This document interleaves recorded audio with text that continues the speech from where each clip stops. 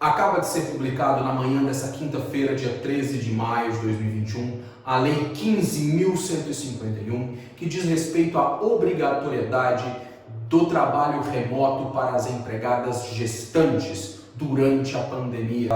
Olá, meu nome é Edson Bastos, eu sou advogado aqui no escritório Moreno Paulo de Soares e hoje nós gostaríamos de trazer um bate-papo, uma reflexão sobre essa lei que acaba de ser publicada, que traz uma nova proteção às empregadas gestantes. Pois bem, de início, não tem como negar que é uma lei louvável, elogiável no seu objetivo de proteção à saúde, quando a gente analisa o intento, a teleologia da norma. Mas é necessário, nesse comentário, nós tecermos um pouco mais de detalhes sobre o que exatamente prevê a lei e os reflexos jurídicos para você, empregador, para você, empregadora, ou para aquelas empregadas que nos assistem, que estão gestante ou durante a pandemia podem vir a ter o prazer de conceder. Pois bem, de início, vamos pontuar o iniciozinho, lá o artigo 1º. Olha o que diz o início da norma. Diz assim: durante a emergência de saúde pública de importância nacional decorrente do novo coronavírus. Veja bem, durante e cita essa expressão bastante longa, a emergência de saúde pública de importância nacional decorrente do novo coronavírus. Dessa forma, o primeiro ponto a ser pontuado é a duração dos efeitos dessa lei estão vinculados a um termo, a um período impreciso, a um período aberto, a um período não conceituado pela doutrina ou pela literatura ou pela própria norma. Isso significa que, enquanto houver esse estado de emergência, haverá a obrigatoriedade da aplicação dessa lei. Todavia, não há, por exemplo, um estado de calamidade que tem um processo próprio para se determinar a sua data de início, sua data de fim. Não há um conceito condicionado a um evento, por exemplo, número de tantos por cento da população vacinada ou taxa de infecção entre tanto e tanto por dia. Isso significa que essa lei vai ser aprovada numa cidade, por exemplo, vai ter que ser aplicada numa cidade, por exemplo, com uma taxa de contaminação baixíssima, com um risco de contaminação muito baixo. Ainda assim, será obrigatória a aplicação dessa lei. Ainda que haja grande parte da população vacinada daqui a 1 ou 2 anos, ainda haverá aplicação dessa lei. Porque a lei não fala quando diminuirá o estado de emergência. Será com um evento específico ou será apenas quando inexistir a circulação do vírus? Tal estado pode nunca chegar. O primeiro ponto de análise a duração é vinculada a um conceito aberto novo, que não é possível precisar determinar por quanto tempo haverá essa obrigatoriedade de teletrabalho para as empregadas gestantes. Segundo ponto, esta forma de afastamento é uma forma de afastamento não onde haverá uma suspensão ou interrupção da relação de emprego, mas essa lei 14.151 prevê que a trabalhadora trabalhará em regime de teletrabalho ou de trabalho remoto ou de home office ou qualquer forma de trabalho feita à distância. Há uma vedação que a empregada gestante realize trabalho presencial no ambiente de trabalho. Este é o objetivo. Logo, há uma obrigatoriedade da empresa ao aplicar, ao colocar essa proteção para a sua funcionária, que ele observe todo o regramento da CLT, das demais legislações referentes ao teletrabalho. Isso significa, de plano, se é necessário um equipamento especial, a empresa deverá fornecer para a empregada para que ela trabalhe na sua casa. Se é necessário algum acessório que complemente, para que ela não poderá produzir meramente com aquilo que se espera de uma pessoa média, energia elétrica, um espaço de trabalho, às vezes conexão à internet, isso é razoável que ela mesma já tenha na casa dela. Só que todo o demais, tudo aquilo como um computador mais especial, algum equipamento técnico, tudo isso deverá ser fornecido pela própria empresa. Não pode exigir da trabalhadora que ela tenha esse equipamento. Esse é o segundo ponto. Terceiro ponto, e aquela aquela empregada que não pode realizar o seu trabalho por meio remoto.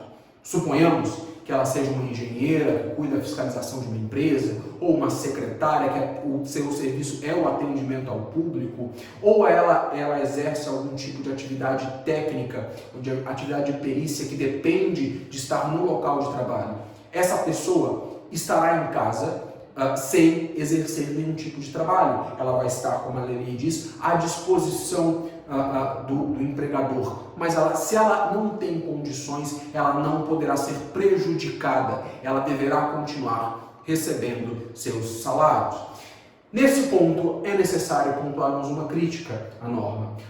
Ao governo federal publicar essa lei, ao legislativo federal publicar essa lei, sancionada hoje pelo presidente, ela tira da responsabilidade da sociedade, da União, do Instituto Nacional da Seguridade Social e coloca a responsabilidade de proteção à maternidade no ombro das empresas. As empresas que têm funcionários que não podem realizar o seu trabalho por meio remoto e ficarão em casa sem realizar nenhum tipo de atividade, elas, em vez de serem afastadas por algum dos benefícios sociais da Seguridade Social de proteção à saúde, elas terão que ser sustentadas pela empresa sem nenhum tipo de contrapartida. É o caso de empresas, por exemplo, uma técnica que trabalha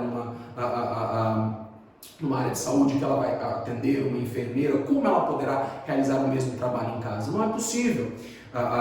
Esse afastamento não poderá, ao menos até o presente momento, salvo uma decisão judicial futura, uma nova normativa que complemente essa lei, não poderá se socorrer de um afastamento por proteção à saúde. Ela terá que ficar em casa recebendo normalmente pelo trabalho remoto, que é o terceiro ponto de grande relevância dessa norma. Pois bem, por fim, é importante pontuar que essa norma já está em vigor, ela já entrou em vigor da data da sua publicação. Isso significa, a partir de hoje, todas as empresas precisam transferir as suas funcionárias para regime de teletrabalho, trabalho remoto, home office, de imediato. Não há vacatio legis nessa legislação para que haja um período de adaptação. Isso significa que a partir de amanhã, o que vai acontecer com aquelas empresas que têm funcionárias gestantes que não afastarem? A lei não diz. O que vai acontecer com aquelas empresas que têm funcionárias gestantes, mas os empregadores desconhecem o estado gravídico? A legislação não diz.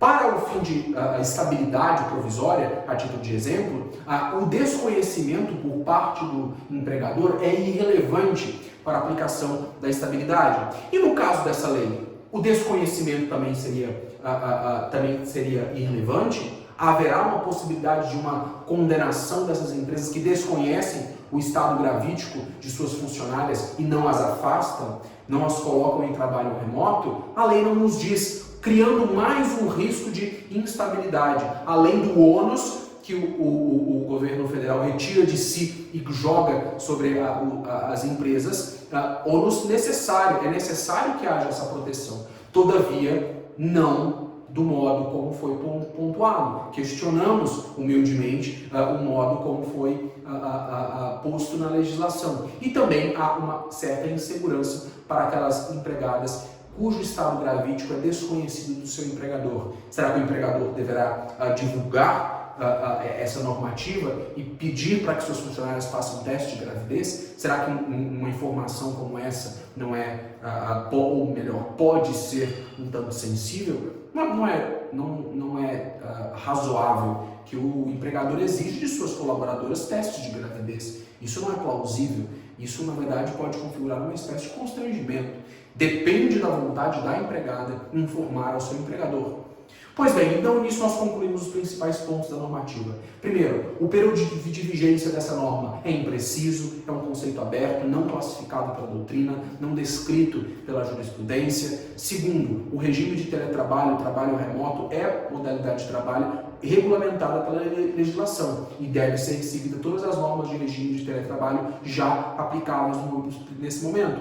Terceiro, aquelas pessoas que não podem trabalhar por meio remoto deverão ficar afastadas recebendo seus salários custeados pela empresa e não por nenhum tipo de seguridade social. E quarto, fica a dúvida sobre os efeitos jurídicos no caso de desconhecimento do estado gravídico por parte do empregador.